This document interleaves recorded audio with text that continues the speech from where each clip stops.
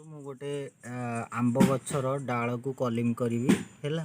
ଭଲ ଭାବେ ଲକ୍ଷ୍ୟ କରନ୍ତୁ, ଯେତେବେଳେ ଡାଳ ଚୁଜ୍ କରିବେ ସେତେବେଳେ ଦେଖନ୍ତୁ ସୁସ୍ଥ ଡାଳ ନେବେ। ଆଉ ସେ ଡାଳକୁ ପତ୍ର ଆଗରୁ ମୁଁ ଛିଣ୍ଡେଇ ଦେଇଥିଲି, ଯେହେତୁ ଏଠି ଦେଖନ୍ତୁ ସବୁ ଇଏ ଆସିଯାଇଛି, ଗଜା ଆସିଯାଇଛି, ମାନେ ପତ୍ରର ହେଲା ଗଜା ଆସିଯାଇଛି, ଯେଉଁଟାକି ସପୋର୍ଟ ହେବ।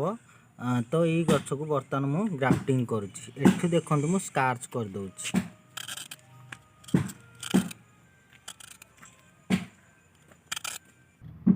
ଦେଖନ୍ତୁ ମୁଁ ଆକୁ ଛଡ଼େଇ ଦେଇଛି, ଭଲ ଭାବେ ଛଡ଼େଇ ଦେଇଛି।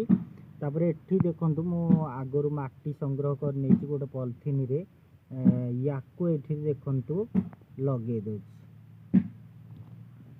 ଭଲ ଭାବରେ ଲଗେଇଦେବେ ଏବଂ ମାଟିକି ତଳେ ଭଲ ଭାବରେ ଦବେଇ ଦେବେ। ଦବେଇ ସାରିଲା ପରେ ଦେଖନ୍ତୁ ମୁଁ କ'ଣ କରୁଛି, ଏଠି ଗୋଟେ ବୋତଲ ମୁଁ କାଟିଛି, ଦେଖନ୍ତୁ ଭଲ ଭାବରେ ଲକ୍ଷ୍ୟ କରନ୍ତୁ। ଏଇ ବୋତଲକୁ ୟା ଉପରେ ଘୋଡ଼େଇ ଦେଉଛି, କଭର କରିଦେଉଛି, ଯେମିତି ବାହାରର ପାଣି କିମ୍ବା ପବନ ଏ ଭିତରକୁ ଆଦୌ ଯିବ ନାହିଁ।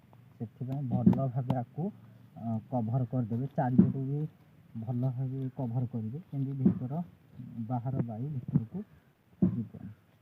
ତାପରେ ଆମେ ଦେଖିବା ବର୍ତ୍ତମାନ 15 ଦିନ ପରେ ୟାର ରେଜଲ୍ଟ କ'ଣ ଆସୁଛି।